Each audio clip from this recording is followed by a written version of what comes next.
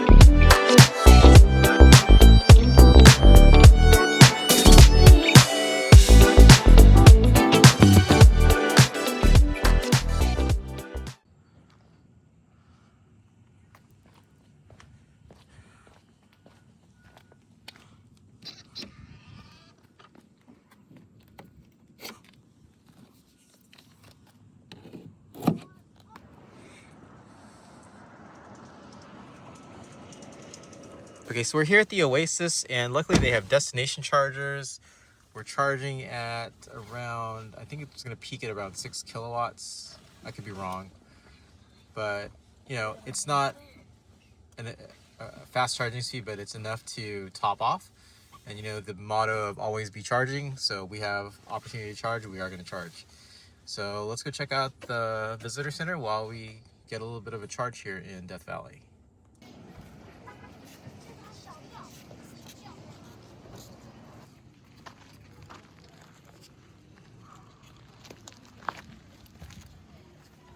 Okay, so we were gone for about 45 minutes charging while we went to the visitor center, and we went from 64% to 69%. Definitely not the fastest charge, but in a pinch, it definitely gets you the energy you need to get around if you plan correctly. Cost here is pretty high, 56 cents per kilowatt hour, costs $2.40. Okay, so we are now headed to the Badwater Basin, which is apparently the lowest point in North America. And one thing I forgot to mention earlier in this video is that FSD supervised version 13.2.2 has been doing the majority of our driving on this trip, including here in Death Valley. It's pretty amazing that this software can drive us anywhere, including some of these obscure roads here in Death Valley. Really haven't had any issues. I get why so many people are excited about this version of FSD now. It's just amazing how competent it is and how comfortable it feels. So yeah, just really a great experience to try out the new FSD.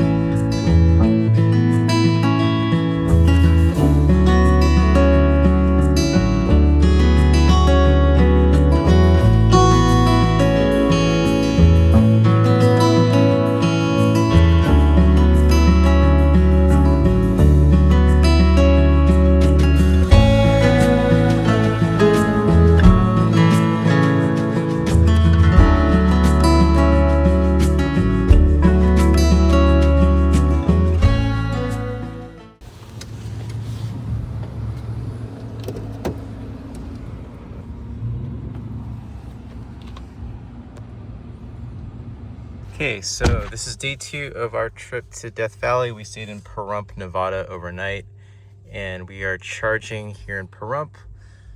It is I think an 8-spot stall, pretty small, but the fact that they even have charging out here in remote Pahrump is pretty amazing. It's a level 3 charger, and we're ramping up right now.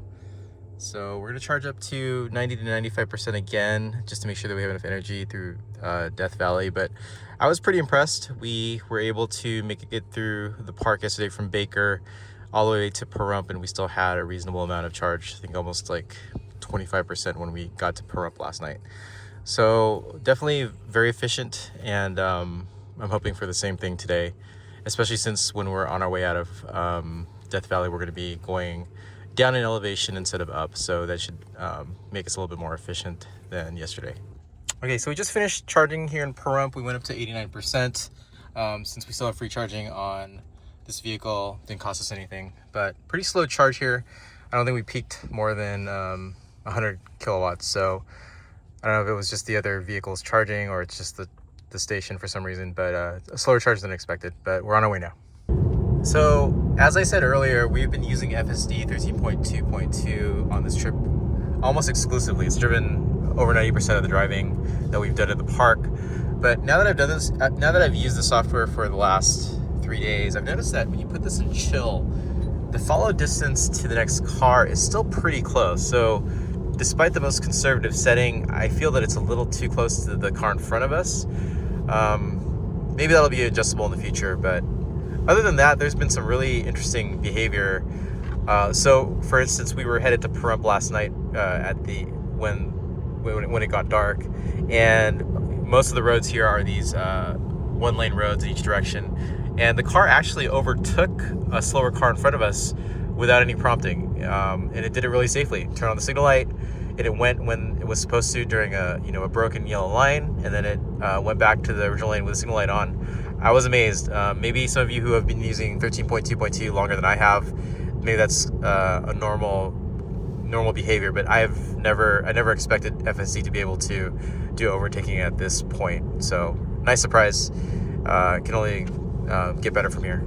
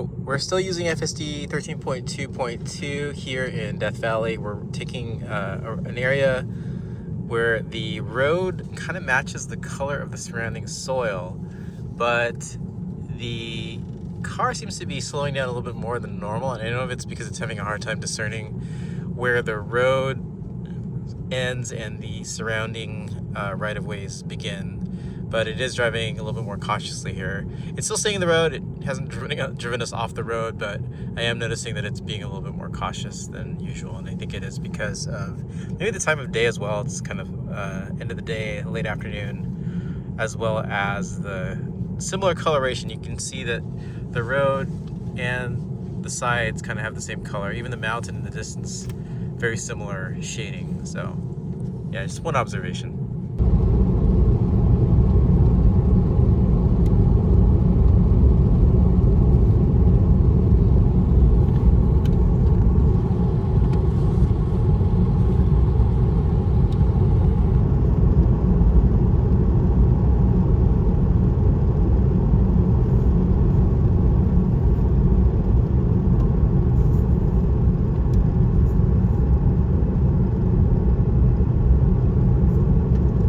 Hey everyone, so we just got out of Death Valley. We have arrived at Baker, California.